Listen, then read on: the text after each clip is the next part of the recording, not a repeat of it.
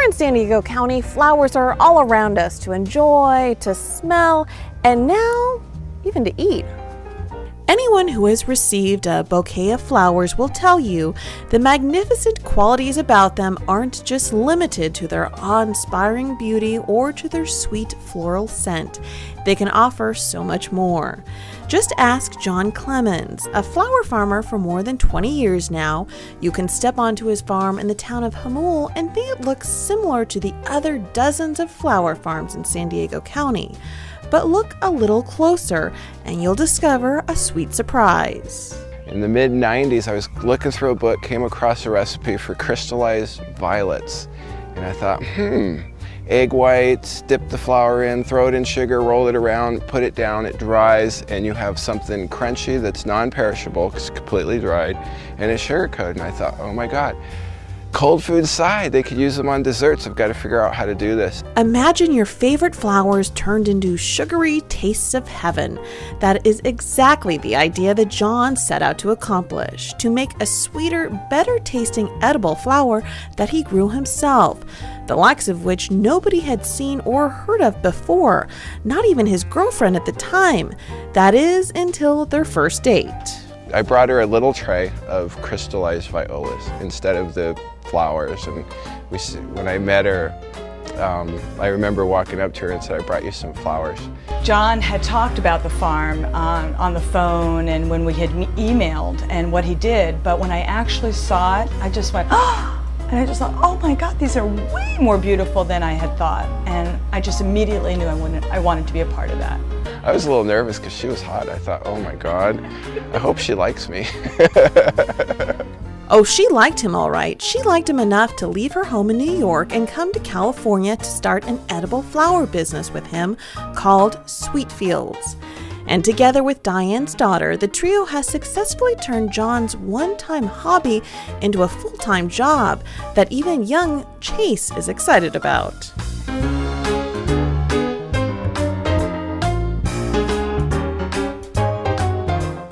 Chase roams the hills, he collects all the rocks, he picks the flowers, and he screams no from every greenhouse.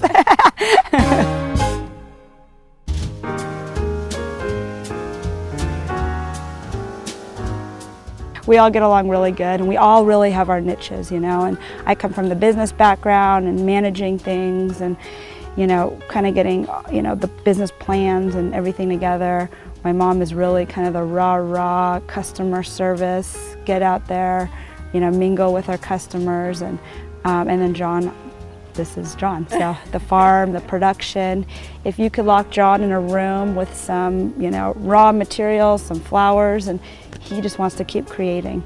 And creating new edible ventures for his flowers is something John has no problem doing on his 33-acre farm, which acts like a canvas for this artist to go to work.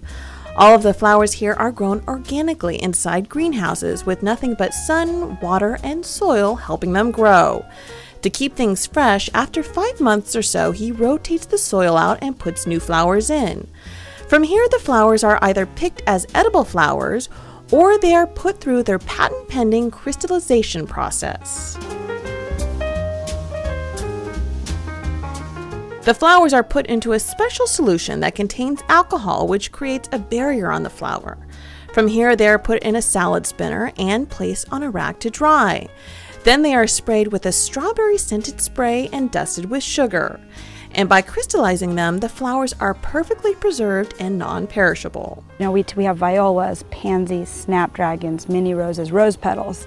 Then you take all 5 flower varieties, and we have 4 patent-pending finishes. So you can get any flower with any finish. Creating edible masterpieces is something Karen Krasne knows a thing or two about. She opened up her extraordinary desserts business in downtown San Diego in 1988 to rave reviews and hasn't looked back since.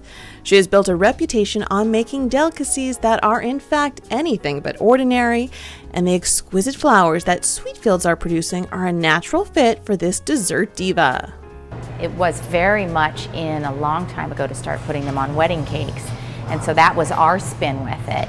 And then every year or so we sort of develop another dessert that whether it's for Valentine's or during the holidays or something where we can use one of their products because it really enhances our product.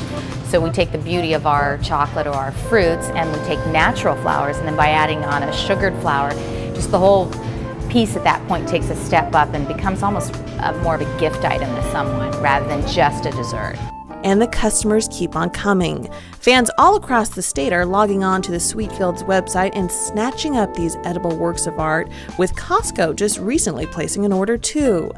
So from the fields to fudge cakes, these farmers are proving that it is worth it to stop and smell the roses every once in a while, as long as you stop to eat them every once in a while too. You know, the best part is for me in the morning when I get to the farm here, walking the greenhouses by myself. I love that, and then looking at what we've accomplished. You know, we do have something that is not on the market anywhere but with us. That's something.